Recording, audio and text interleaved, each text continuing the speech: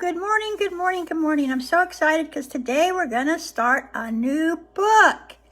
And thank all of you for allowing me to come into your life every day. You know, this just for a few minutes. Because, you know, something, my passion and my joy in life is to help. My whole purpose is to help people out of the darkness into the light. Even before this virus thing, which is kind of feels pretty dark. Even before that, there's always been people walking in the dark, you know, lost in the hallway of gloom and doom and stranded on an island of despair. There's always some darkness, even if all that's just in your heart. And it just brings me such joy. And when I was praying, what can I do to help people in this darkness of this pandemic, kept coming to me because I'm physically challenged. I can't really get out and about. It kept coming to me. Just read about hope, read about joy, help lift people up out of the darkness. And that's what I'm doing today. We start a new book, which is exciting to me because, as I said, the hope for the light, the hope that we get out of the darkness into the light. And see, this is about caterpillars. Are they in the dark or what? And they become butterflies. So that's amazing, and that's what it's a story about. So let me just read a little bit, and we'll read this every day until it's done. And it's called, again, Hope for the Flowers. It's by Trina Paulus, if you can read it backwards. And I used to buy these all the time and give them away for gifts. She did the story and the So my thanks to everyone all over the world who has helped me believe in the butterfly. This is the tale of a caterpillar who has trouble becoming what he really is.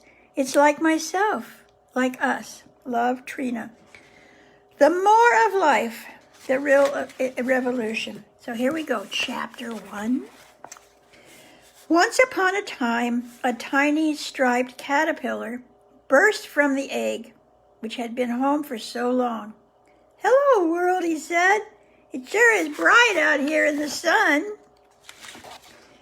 "I'm hungry," he thought, and straight away began to eat the leaf he was born on. "Hi, Mark, glad you're here." And he ate another leaf, and another, and got bigger and bigger and bigger. Until one day, he stopped eating and thought, there must be more to life than just eating and getting bigger.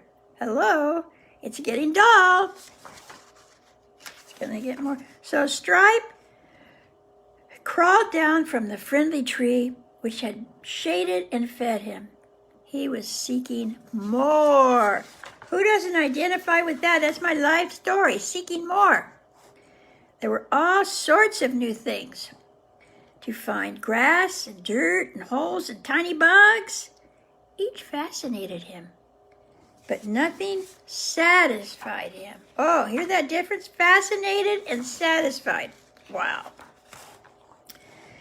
When he came across some other crawlers like himself, he was especially excited. But they were so busy eating, they had no time to talk, just as Stripe had been. They don't know any more about life than I do, he sighed. Oh. Then one day, Stripe saw some crawlers really crawling. He looked around for their goal and saw a great column rising high into the air. Nothing really to see. It's all pictures like this. Isn't this fun? When he joined them, he discovered the column was a pile of squirming, pushing caterpillars. A caterpillar pillar. Oh, hysterical. There you go. It appeared that the caterpillars were trying to reach the top.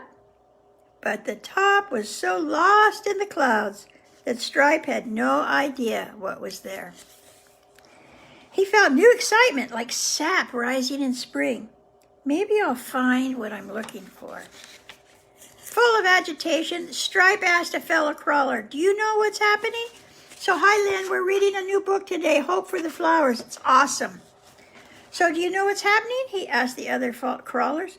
"I just arrived myself," said the other. "Nobody has time to explain. They're so busy trying to get wherever they're going, up there." But what's at the top? Asked Stripe. No one knows that either, but it must be awfully good because everybody's rushing there. Goodbye, I've no more time. He plunged into the pile. Is this sounding familiar? Stripe's head was bursting with the new drive. He couldn't get his thoughts together. Every second, another crawler passed him and disappeared into the pillar. There's only one thing to do.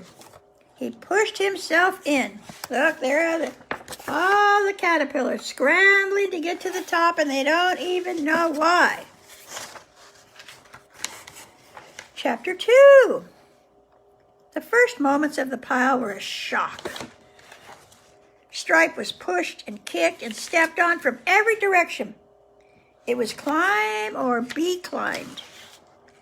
No more fellow caterpillars on Stripe's pile. They became only threats and obstacles, which he turned into steps and opportunities. This single-minded approach really helped, and Stripe felt he was getting much higher. But some days it seemed he could only manage to keep his place. It was especially then that an anxious shadow nagged inside. "What's at the top?" it whispered. "Where are we going?" On one exasperated day, Stripe couldn't stand it any longer and actually yelled back, "I don't know, but there's no time to think about it." A little yellow caterpillar he was crawling over gasped. "What did you say?" "I was just talking to myself," Stripe mumbled. "It really isn't important.